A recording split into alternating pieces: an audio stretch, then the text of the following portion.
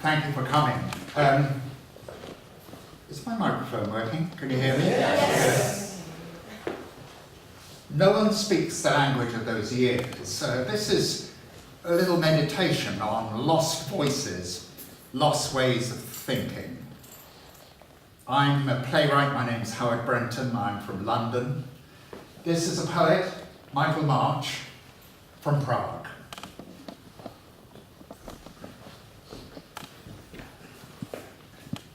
Thank you, Howard. I'm very delighted to be here. Thank you for coming to see us. Pindar, Harold Pindar. Pindar used to like to say, who is someone, what is no one? I sharpen the pencil for Gunter Grass. I sharpen the pencil in penetrable cold, those half-awake faces awaiting death. I sharpen the pencil, scavenger, bone, those untouchable gods awaiting us. Where is the city of death? Do you like my new dress? Where is the city of death? From there, I will sell my blood.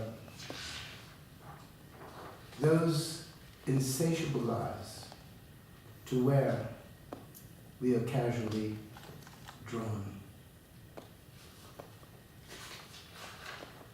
For Anna Akhmatova, to flee, to be alone, to be a ghost. But where? She was against this, against its return, but it was too late to tell her. Another country, a lost century. The words get it wrong. Speechless, the old mysteries, swearing it was true. Who rises to the surface? What remains unclaimed? Low sonorities of separation, in whose suicide hand? Of others, of no one, of force left to itself. The laws unclear, bitter, even white, unsure of itself. The black squares of revolution, the ease to which we mourn. No one speaks the language of those years. The fires of the traffic burning as we speak. My wounds cooled in terror. Yours? The finest liquors and wines. Of chance, of necessity, those few at that time. Fifth, if you prefer an alternate story, sit down and drink. Here's a black olive moistened by the gods. Democracy, piracy, pharmacy, re-entering our past. Poetry, an exercise in dying, questioning all laws. Permanent residence, unwritten institutions, communities, rich in gold. Migrations, indistinct, despairing of fossil, by land and by sea. The mine of chaos, yet everywhere they swim.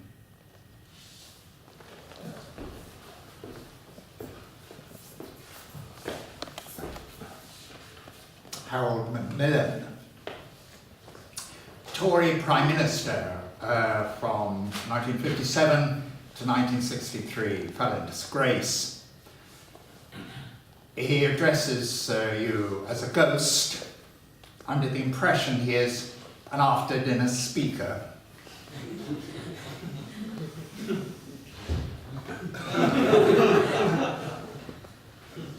I always had trouble with my teeth. Bad teeth in politics are not good. It's cruel, but people will always make moral judgments from appearances. It got a lot worse when television came. The BBC was a dental nightmare. Winston always had good teeth. Despite the cigars, Cuban tobacco juices flowing in the root canals, it was probably the brandy kept the Chichilian enamel clean. When I became Prime Minister, I had my errant incisors capped. I also drew my hair thicker, oiled it a little. And when I went to Moscow to meet the communist leaders, I wore a fairy white Russian hat. Yes, in politics one learns to play the tart. Chip to tooth, Milton war game. Rules allow a fist to be held permanently in the face of an opponent without actually punching them. A very English kind of brutality. Thoroughly enjoyed playing the war game. Every century or so, someone actually scores a goal. Which is meant to teach one something, though I haven't the faintest idea what. Anthony Eden. Anthony had wonderful teeth. Dazzling array for the television age. But not even that beautiful mouth in millions of living rooms could save him. And teeth weren't my biggest problem. That began in the Great War, when my mother finally got me there.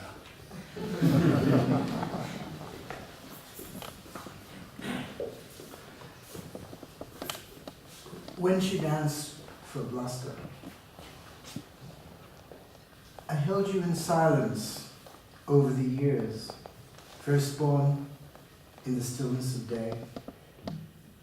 I carried you past my heart, and you were worthy of my run. You fled your own voice. You fled the roundness of time. A leaf shides death. The earth was light. You left white slippers, a pause, no more. You left this night repeated, searching for the past. That night at the Green Frog, those 3 white buttons down your birthday suit, or when your tongue shivered in my liver.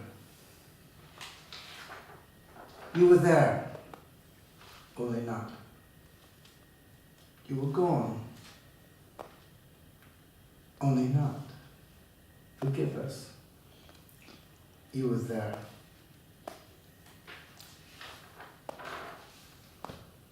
White wine was on your breath.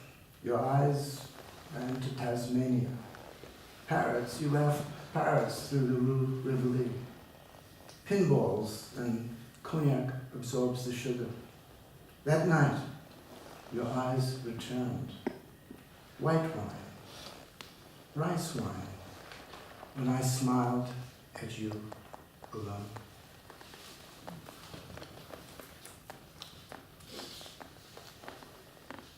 I kissed your temple as the law of life. I held you outside the law. I waited to be deceived as law unto itself. Our journeys were made at night. Somewhere in Texas, you held a cigarette, white planks, shrubs, and that thin veil of smoke. What pervades is past knowing. What remains is beyond reprieve. Who said pearls cast a shadow held fast against skin? Who set us apart forever through our wish to remain? To part your lips with one parting, again your eyes as night fell. 20 years under heaven, and the rain continues to fall. When she danced, pain was not weakness. Light became my bride. Dust, the song of hours. When she danced, just this time.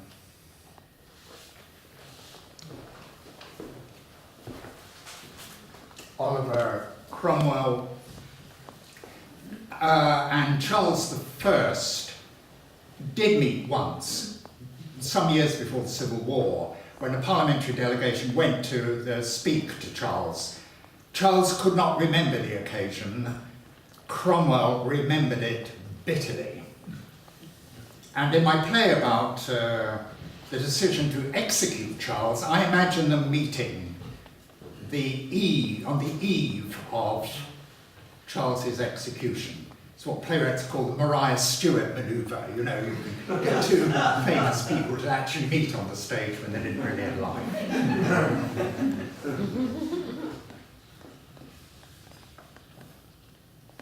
Charles is in prison in St James's Palace in a small room with a fire, wine.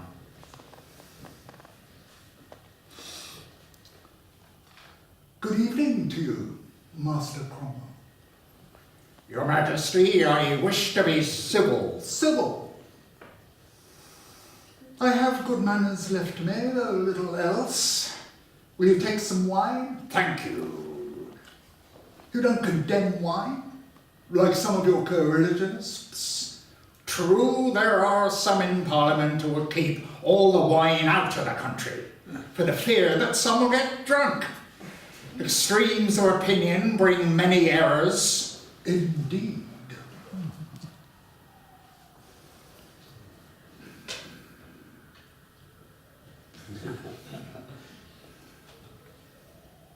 It is appalling cold weather.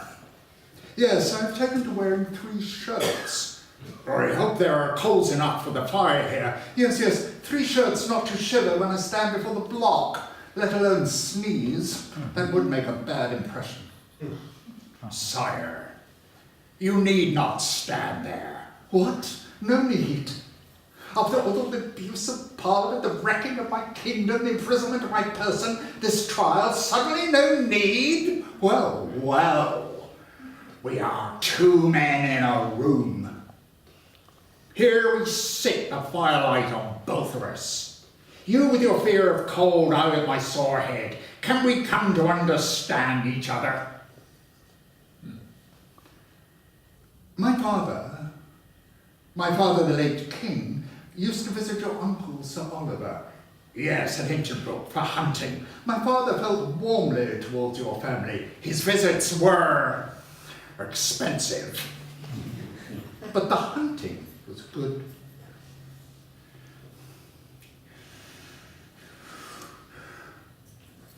Your Majesty, only a few weeks ago the Army Council sent a messenger to you at Windsor. Did it? You refused to see him. I have no memory of that. You were repeatedly told he was waiting to see you. Hunting is a great pleasure. It is. Out on a chase in woods across streams, there's a kind of peace in it. The dream of a long, long chase. Suddenly, you are in a forest clearing and a stag is standing there looking at you and all is still. Your Majesty, if you had listened to my messenger at Windsor, we would not be buffeted but about in these wrathful days. These wrathful days? You mean my legal trial? The message was a proposal for a settlement between you and Parliament, even in this dark hour. Settlement? You think things can settle? We were offering your life. Oh, is my life in your gift? It would seem so. I wish it were not. So do I. We are not just 2 men in the firelight, Master Cromwell. Not at all. Will you hear the conditions we offer, even now? So late is it not? Haven't I heard carpenters hammering, building some style platform in the street? A few words from you, sire, and the scaffold is firewood. On your command, yes, such power. Is it sweet? Here the conditions. Excellent. Then let us have conditions. We propose that your majesty abandon your negative voice. Ah, the heart of it. My negative voice, you mean my right to veto any bill from Parliament. Without that, what am I? You would be the figurehead of the nation. You mean stuck out on the front of the ship of state like a painted thing, while you are the captain? The officers will captain the ship. What? Elected by a crew of murderous sailors? There will be a constitution, of which you will be the guardian. A constitutional monarch. What newfangled thing is that? The oil. Your Majesty, the oil. At my coronation, I was anointed with holy oil. The oil made me king by the power of Almighty God. The oil's just a symbol. No, it is the truth. The symbol of power. No, it is the power. It is on me. Not all the water of the sea can wash it away. You see yourself as a divine being? I have a burden, sir. You believe God gave you the power over all the rest of us because of a dribble of sticky stuff on your head? Sir, we were to be civil tonight. Civil be damned. This is magic stuff. Superstition. When will we be done with it and stand with all our faculties in the clear light of day before God, all equal, all awake, all free? None of us is free. We are chained to this fallen earth in the places God Almighty gives us. You cannot believe that. All I know is, when I was anointed, power over this land passed to me. Under me, the liberty of all my subjects is protected, because they are, through me, under God, through the crown and the head that wears it. Sir, a head and a crown can fall into the dust. What happens, Your Majesty, is God's will. That is the evidence of his providence. Our victories against your armies showed the world the will of God, or the will of the devil.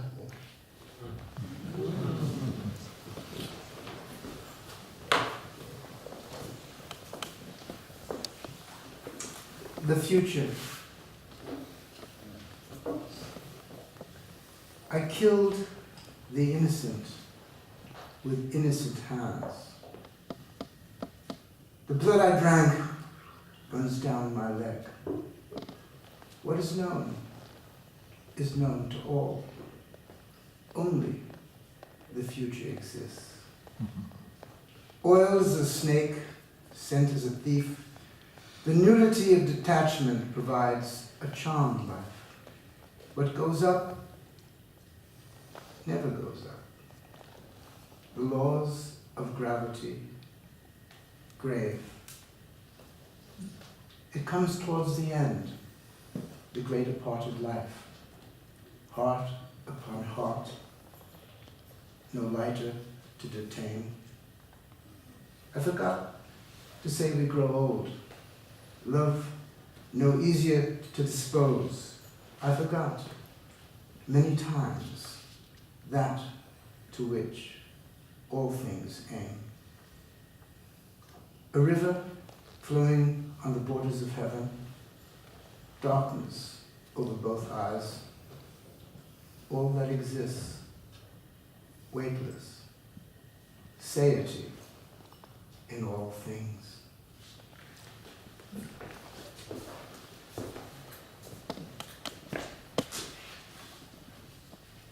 a very distant imagined voice, that of a young Celt warrior whom I played the Romans in Britain. Julius Caesar writes about a battle frenzy that the Celts would work themselves into before an attack. And in this play, the young warrior is faced with one of his companions being killed by 3 Roman soldiers while they are swimming. And he goes into a frenzy, the soldiers standing before him.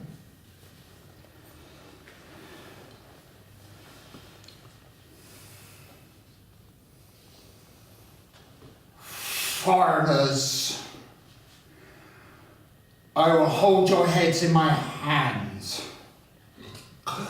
With my fingers in the sockets of your eyes, I will hold up your skulls, wet with the flesh of your eyes and your blood. I will know you as a killer, as only the killer can know the thing he has killed. To hold you, the guts of you, the kidneys and the hearts of you in my fists, and you will smile when your heads are dried bone over my house. My children and grandchildren will play with your skulls, and I will tell of the meal we will have tonight, of you, of your brain turned over a fire. Wash your guts fed to the pigs, your assholes gnawed by my dogs. I will hold your bloody hearts today, up to the sun as it sets, and squeeze, and your blood will run down my throat, and I will drink you, get pissed on you, and vomit on you, and drink more of you. You will be blood in my bones.